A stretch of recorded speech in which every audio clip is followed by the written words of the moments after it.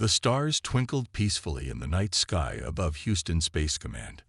Frank Miller stood by the large window, his blue uniform crisp and neat. As captain of Earth's first deep space vessel, he felt both pride and worry. Humanity had only recently started to travel beyond their solar system. Now they were about to meet aliens for the first time. "They're entering orbit, Captain," said Lieutenant Sammy Brooks. His voice was steady, but his fingers tapped nervously on the console. Frank nodded. "Tell Ambassador Hill to meet me in the welcome bay." The massive alien ship appeared like a silver teardrop against the darkness of space. It belonged to the Galactic Council, a group of advanced alien species who ruled most of the known galaxy. After centuries of wondering if they were alone, humans now had their answer. Laura Hill waited by the airlock, dressed in her best diplomatic outfit. As Earth's ambassador, the weight of first contact rested on her shoulders. "Remember," she said to Frank, "no sudden movements. We don't know their customs yet." Frank adjusted his collar. "My team knows what to do." The airlock hissed open. 3 tall, blue-skinned aliens walked through. Their eyes were large and dark, set in narrow faces. The one in front wore elaborate silver robes. "I am High Counselor Zexthul," the alien said in perfect English.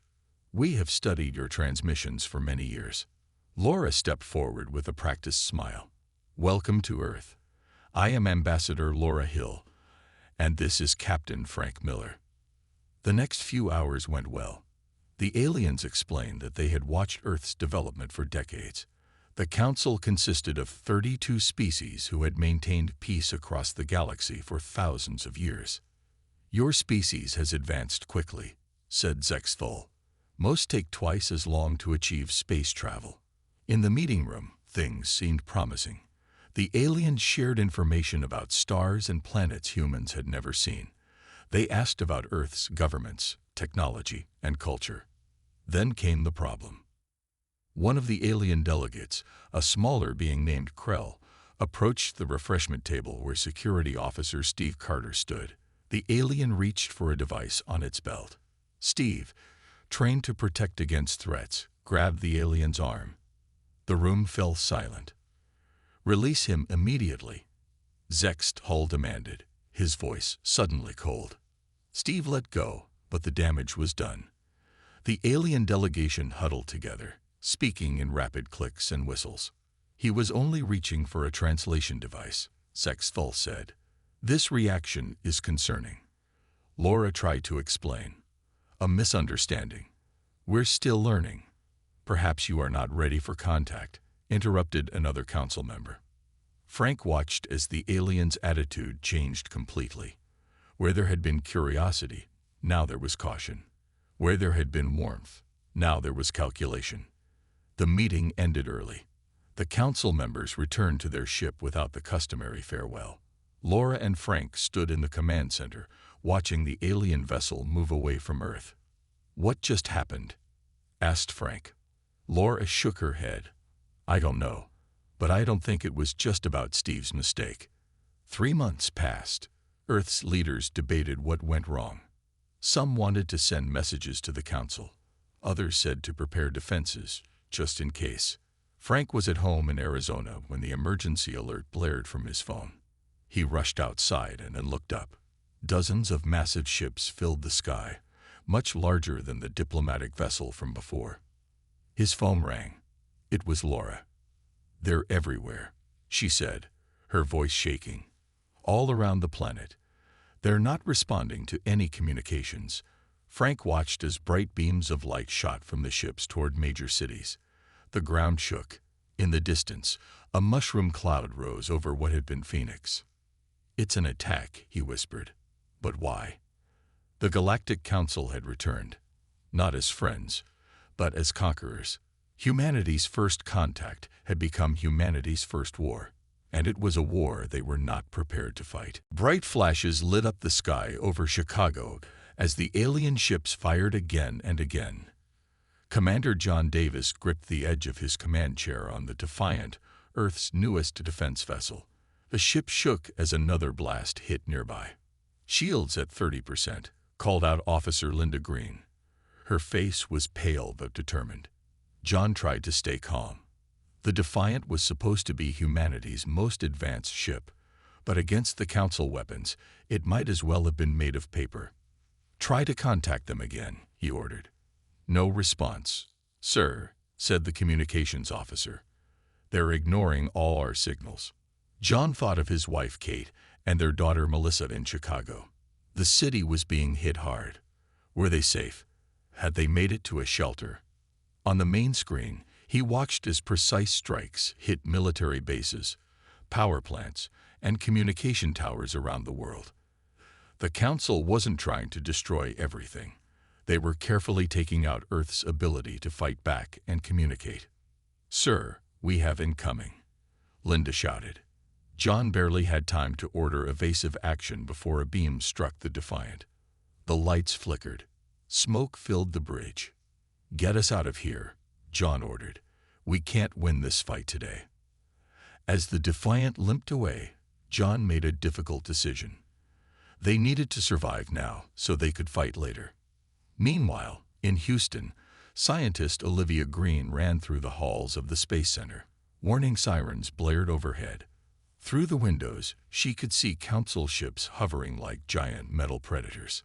"Everyone to the underground levels," she shouted to her team.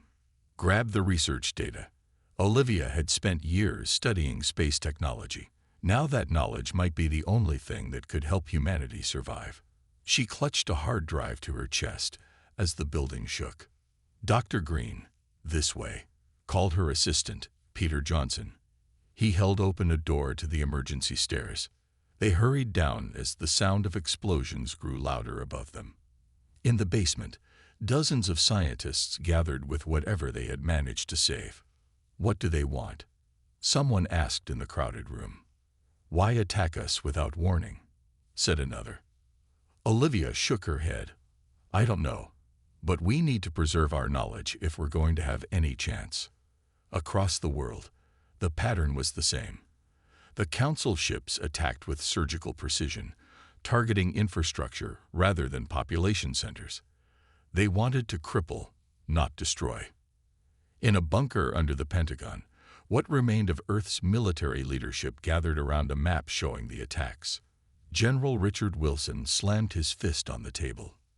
"They've taken out 80% of our military capability in less than 6 hours," he said. "We need to surrender before they change their minds and start targeting civilians." Secretary of Defense Ellen Cruz stood up. "No, we need to understand what they want first. This isn't random." Outside Washington, D.C., a Council ship landed in an open field. Alien soldiers in sleek armor marched out. Their weapons looked simple but deadly. They set up a perimeter and waited. "They're establishing control zones," said an analyst, pointing to similar landings happening worldwide. "They're occupying Earth." Back on the Defiant, now hiding behind the moon, John Davis gathered his surviving crew. "We're not beaten," he told them. "This is just the beginning." Linda looked up from her screen. "Sir, I'm picking up scattered communications. Resistance is forming already. People are fighting back with whatever they have." John nodded. "The Council thinks they can just walk in and take over. They expect us to give up." He looked at each crew member in turn. "But they don't know humans very well." On Earth, as night fell over the smoking ruins of cities, small groups began to gather. Soldiers with no headquarters, police with no stations, ordinary people who refused to surrender. They shared weapons, food, and information. The Council had attacked humanity, expecting a quick victory, but they had made a serious mistake. They didn't understand what happened when humans had their backs against the wall. They were about to find out. 6 months had passed since the Council ships first appeared in Earth's skies. Winter snow covered the ruins of Seattle, where Alan Wright moved carefully through empty streets. Before the attack, he had been a college professor teaching computer science. Now he was the leader of one of the largest resistance cells in the Northwest. "Stay low," he whispered to the 4 people following him. They all wore dirty clothes and carried weapons made from a mix of human and alien technology. Ahead, a council patrol walked in perfect formation. 6 aliens, each over 7 feet tall, moved with machine-like precision. Their blue skin stood out against the white snow. Elen raised his hand, signaling his team to stop. He pressed a button on a small device. Suddenly, the aliens' communication devices emitted a high-pitched noise. The patrol stopped, confused and unable to call for help. "Now," Alen said. His team attacked from different directions. The fight was quick and silent. Minutes later, Alen and his people gathered the alien weapons and equipment. "Their patterns never change," said Karen Lee, a former police officer. "Same patrol route, same time, every day." Alen nodded. "That's their weakness. They can't adapt." Across the world, humans had discovered that council forces followed strict rules and patterns. The aliens expected quick surrender, not prolonged resistance. They weren't prepared for humans who changed tactics, who fought in ways that made no logical sense to the council minds. Far away in the Rocky Mountains, Dr. Patricia Bennett worked in a hidden underground lab. The facility had been a government research station before the attack. Now it was one of humanity's last scientific outposts. Patricia studied a captured council communication device under bright lights. She had made an important discovery. "Look at this," she said to her colleague, Dr. Ben Harris. "The way their systems process information is completely different from ours." Ben leaned closer. "What do you mean?" "They think in perfect logical patterns. Their communication systems are built the same way. There's no room for contradiction or paradox." Patricia typed a series of commands into her computer. On the screen, complex code appeared. "I've created what I call a logic bomb. It's data that contradicts itself. If we can upload this to their networks, their systems won't know how to process it." Meanwhile, aboard the Council command ship in orbit, an alien named Krelnar prepared his report for the Council leadership. As a scientific observer, his job was to study human behavior during the occupation. "The humans continue to resist in unexpected ways," he recorded. "When we increase pressure, they do not break as our models predicted. Instead, they become more dangerous." Krelnar reviewed the data again. It showed something troubling. Humans exposed to stress and danger were adapting faster than any species the Council had encountered before. They learned to use Council technology with alarming speed. "Most concerning is their neurological response to trauma," he continued. "Where other species show breakdown, humans show increased problem-solving abilities and cooperation. This was not in our assessment models." In Chicago, now a Council control zone, Kate Davis helped load supplies into a hidden truck. Her husband John was still missing, presumed in hiding with the Defiant crew. She had joined the resistance along with her teenage daughter Melissa. "Mom, look," Melissa whispered. A Council administrator walked past, followed by guards. Unlike the military forces, the administrative aliens were smaller, with gray skin. This one carried a data pad with important information. Kate made a quick decision. She bumped into the alien, apologizing as she did so. In that brief contact, Melissa slipped a small device onto the alien's data pad. That night, the device activated, copying all the information and sending it to resistance networks. Plans, schedules, weaknesses, everything humans needed to fight back more effectively. In his Seattle hideout, Alen received the data. In her mountain lab, Patricia got it too. On the hidden Defiant, John Davis studied it carefully. The Council had expected an easy victory. Instead, 6 months later, they faced a growing problem. Humans weren't behaving like any species they had encountered before. The Council's worst nightmare was slowly coming true.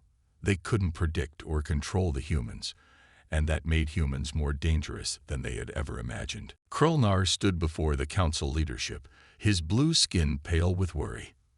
On the large screen behind him, images of human resistance fighters showed their latest attacks. "The humans continue to adapt at rates we have never seen," he explained. "They learn our technology, find our weaknesses, and change their tactics faster than we can respond. The council chamber was silent. 12 elder species representatives sat in a half-circle, their faces showing concern. "Impossible," said Drevkor, the military commander. "They are a primitive species. How can they understand our advanced systems so quickly?" Krelnar displayed brain scans of captured humans. Their neurological structure is unique. When faced with danger, their minds don't shut down. They become more creative. They make connections we would never consider. On the main council world, far from Earth, this news caused great concern. The attack on humans was supposed to be quick and simple. Now it was becoming their biggest problem in centuries. Meanwhile, on Earth, Navy SEAL William Carter led his team through the dark halls of a captured council ship. They moved silently, weapons ready. "The control room should be ahead," whispered Alice Rodriguez, the team's tech specialist. She held a device that showed alien heat signatures. William nodded.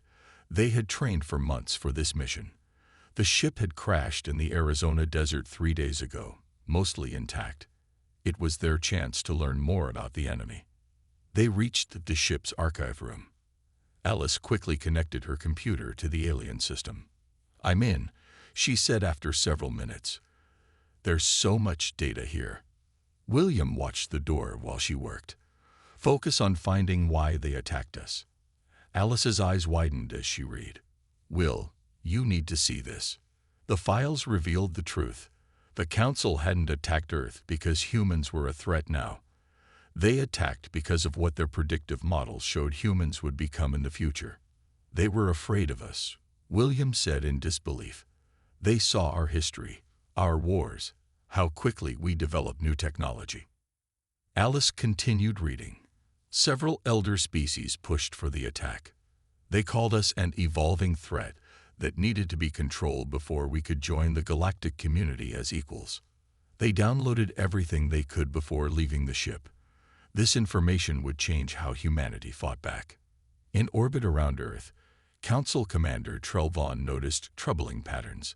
3 outposts had gone silent in the past week. Supply ships reported being attacked by vessels using modified Council technology. "The humans are becoming more coordinated," he told his officers.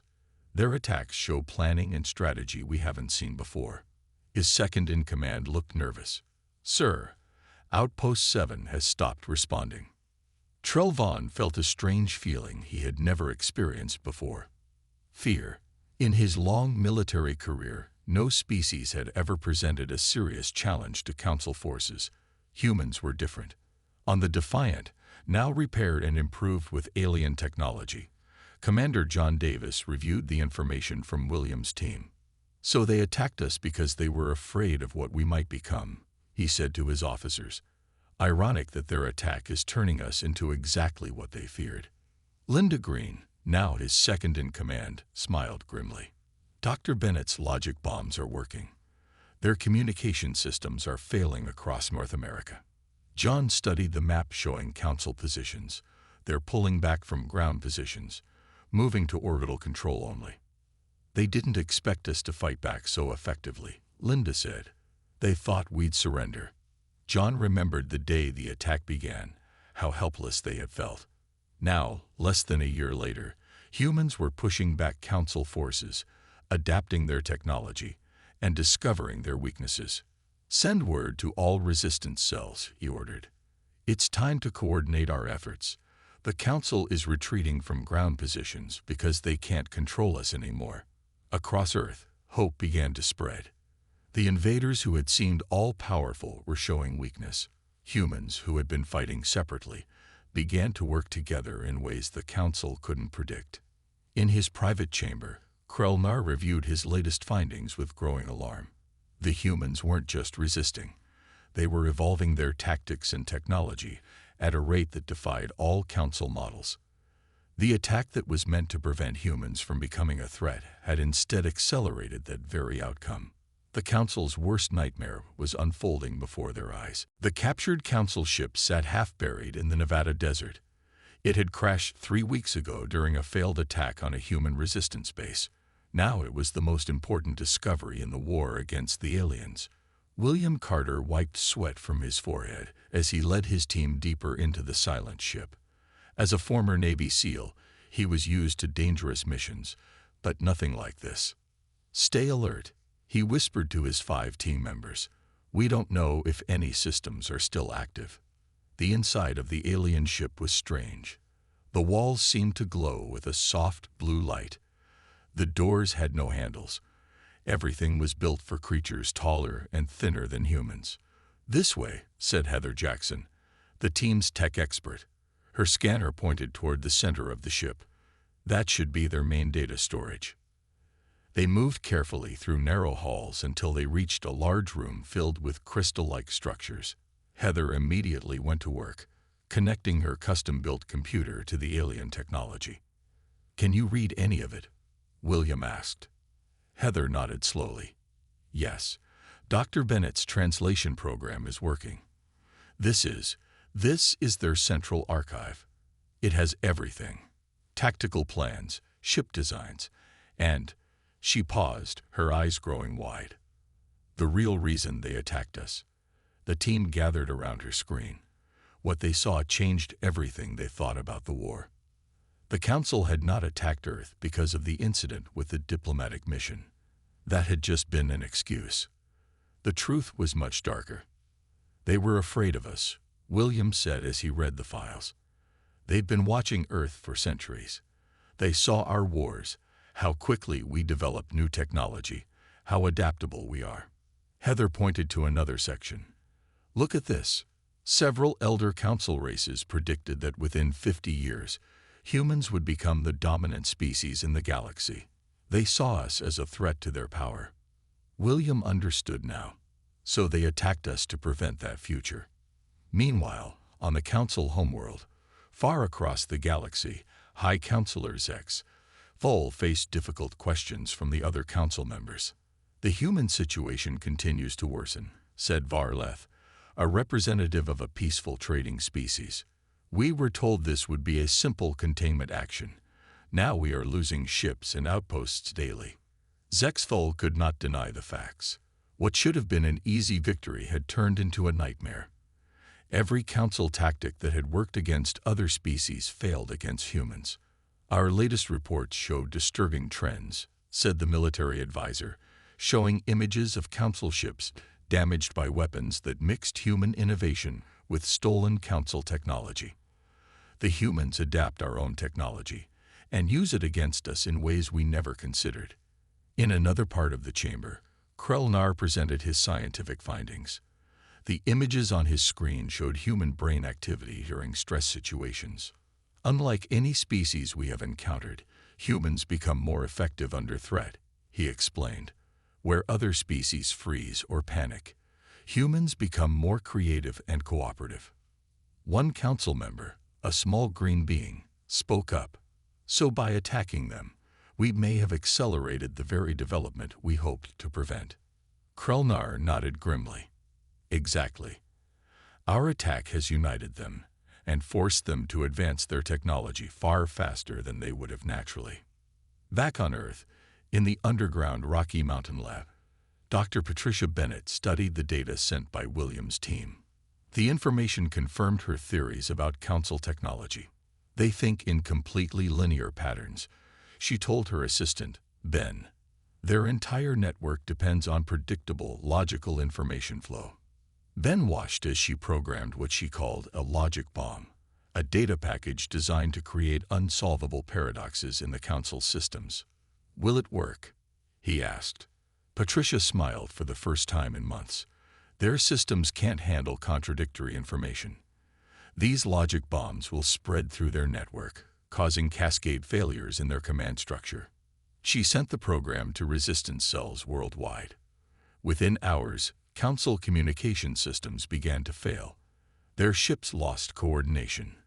Their perfect formations broke apart.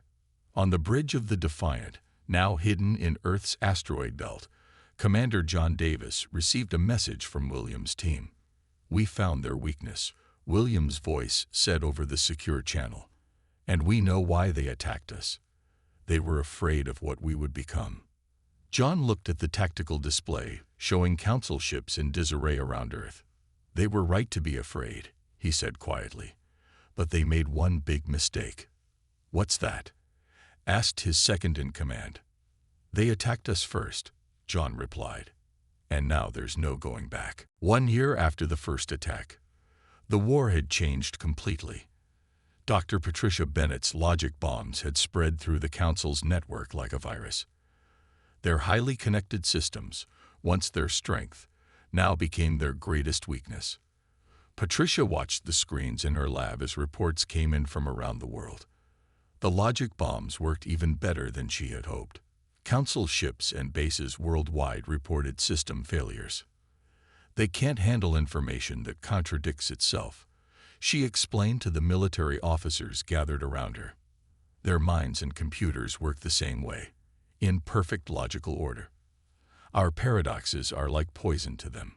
The officers nodded with grim satisfaction. After a year of fighting, humans had found a way to hit back effectively.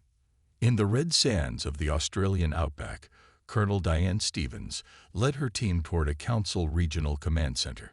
Unlike earlier in the war, they weren't just attacking and running away. This time, they had a bigger goal. "Remember, we need to take it intact," she told her soldiers as they approached the silver building in the distance. "No explosives unless absolutely necessary." Diane had been a police tactical officer before the war. Now she commanded one of the most effective fighting forces on Earth. Her team moved silently through the desert night. Each carried weapons that mixed human and Council technology. The alien guards never saw them coming. Patricia's logic bombs had disabled their security systems. The human strike force entered the building and secured it room by room. "Command center clear," reported Sergeant Jim Kelly over the radio. "You won't believe what we found, Colonel." Diane entered the main control room. Screens covered the walls, showing Council operations across the southern hemisphere. Most importantly, they were still active. "We did it," she said. "We've captured their command center intact." For the first time, humans had access to the Council's strategic planning. They could see troop movements, supply routes, and communication channels. It was a turning point in the war. Meanwhile, in orbit, Council ships were pulling back. Their ground forces retreated to defensive positions around their main bases. Commander Trelvon faced the most difficult decision of his career. "We must withdraw all ground forces to orbital positions," he ordered. "The surface has become too dangerous." His second-in-command looked shocked. "Abandon the ground control zones, but that admits failure." Trelvon's gray face showed unusual emotion. "For the first time in Council history, we must use the term containment failure in our reports. The humans have developed countermeasures we cannot predict or stop." On his secure channel to the Council homeworld, he added, "Request immediate reinforcements and new strategic directives. Current approach is insufficient." The word he had almost used was failing. But Council military reports never used such terms, until now. In the captured command center, Diane and her team discovered something surprising in the Council's records. "Look at this," said Jim, pointing to a series of messages between Council ships. Some of them didn't want to attack Earth at all. Diane read the translated text carefully. "The Varleth species. They opposed the military action from the beginning. They're traitors, not fighters." This was valuable information. Not all Council species were enemies. Some had been against the attack from the start. On the Defiant, now upgraded with Council technology, Commander John Davis reviewed the intelligence from the captured command center. "We need to use this," he told his officers. "If some Council species oppose the attack, we might find allies among them." Linda Green, his second-in-command, studied the ship designs on her screen. "We've reversed-engineered enough of their technology to build our own ships now. We can take the fight to them." John nodded. For the first time since the war began, he felt real hope. Humans had done more than just survive. They had adapted, learned, and grown stronger. The Council's attack had forced humanity to advance faster than anyone thought possible. "Begin construction on the first human-built starships," he ordered. It's time to show the Council that their worst nightmare has come true. "What nightmare is that, sir?" asked a young officer. John looked at the star map showing Council territory. "The one where the species they tried to conquer becomes the one they fear most." All across Earth, humans prepared for the next phase of the war. No longer just defending, they were getting ready to strike back. The hunted would become the hunters. 2 years into the war, the tables had completely turned. Human fleets pushed deep into Council space. The once mighty Galactic Council was breaking apart from within as member species blamed each other for the disaster they now faced. Admiral Susan Taylor stood on the bridge of the Retribution, Earth's largest warship. Through the main window, she watched as 3 Council vessels surrendered without firing a shot. This scene was repeating across dozens of star systems. "Another Council colony world requests our protection," Admiral reported her communications officer. "That makes 5 this week." Susan nodded. The Council was fracturing. Many member species no longer followed the central leadership. Some were actively helping humans now. "Accept their request," she ordered. "Tell them we require full access to their archives in return." The human fleet had grown from a single ship hiding behind Earth's moon to hundreds of vessels using modified Council technology. They were faster and more adaptable than anything the Council had built in centuries. Meanwhile, Lieutenant Ryan Price led his stealth team through the massive central archive on Nexus Station, the Council's most secure data facility. The team wore special suits that hid them from Council sensors. "2 guards ahead," whispered Maria Lopez, the team's scout. "Standard patrol pattern." Ryan signaled his team to wait. The alien guards walked past, never breaking their perfect formation. Council military forces were predictable, which made them easy to avoid. "They still haven't changed their security patterns," Ryan said quietly. "They can't adapt like we can." Once the guards passed, the team continued toward the central data core. Their mission was critical: find evidence of who had really ordered the attack on Earth. After hours of careful movement, they reached the massive crystal structure that held the Council's most secret files. Maria connected their decryption device, built using technology from the captured command center in Australia. "I'm in," she said after several minutes. "Downloading everything now." What they found shocked them. The attack on Earth had not been approved by the full Council at all. Only 3 of the 12 elder species had voted for it. The others had been told Earth posed an immediate threat, based on falsified intelligence reports. "They lied to their own people," Ryan said, reading the files. "The Council has been at peace for 4,000 years. Some of them wanted to keep it that way." They downloaded everything and transmitted it to the human fleet. This information would change the entire war. On the Council homeworld of Centropolis, panic spread as human ships appeared in orbit. Below, in the Grand Council chamber, the remaining leaders argued bitterly. "You assured us humans would be easily contained," shouted the Varleth representative at High Councilor Zexthal. "Now they are here, at the heart of our civilization." Zexthal had no good answer. Nothing in 4,000 years of Council history had prepared them for humans. The species they had attacked to prevent a future threat had become that threat far sooner than they ever imagined. "We must negotiate peace," suggested another Council member. "Before it's too late." "Too late for what?" asked a new voice. The Council members turned in shock. On the main screen appeared Admiral Susan Taylor of Earth. Somehow humans had hacked into their most secure communication system. "We have your archives," Susan told them calmly. "We know the truth. Only 3 elder species pushed for the attack on Earth. The others were deceived." The Council chamber erupted in angry shouts. Species turned against species as thousands of years of trust collapsed.